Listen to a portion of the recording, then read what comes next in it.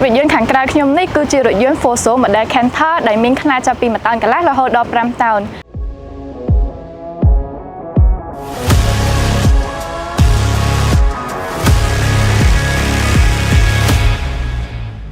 សម្រាប់រថយន្តដុក Fuso គឺត្រូវបានផលិតនិងដំឡើងនៅប្រទេសជប៉ុនសិតដែលមានអាយុកាលជាង1 សតវត្សរ៍មកហើយត្រូវបានផលិតដំបូងនៅក្នុងឆ្នាំ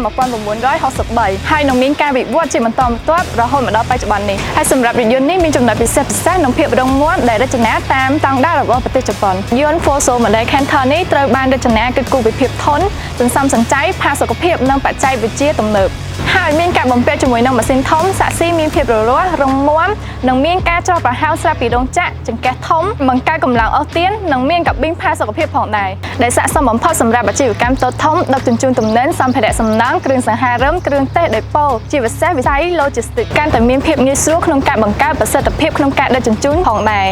លោកអ្នកអាចជួលជាមួយនឹងរថយន្តថ្មី Max Fuso គ្រប់ model ដែលមានជួលនៅបាចិត្ត Cambodia ដែលមានសេវាកម្មជួលជាងមុខគេហើយមានលក្ខខណ្ឌជួលបត់បែនតាមតម្រូវការអ្នកប្រើប្រាស់រួមបញ្ចូលជាមួយនឹងធានារ៉ាប់រងការថែទាំនិងជួសជុលជាមួយនឹងជាងជំនាញសិក្សាជាមួយនឹងគម្រោងលោកអ្នកឥឡូវនេះដែលអត់គិតថ្លៃតាមរយៈលេខទូរស័ព្ទខាងក្រោមនិងតាម Telegram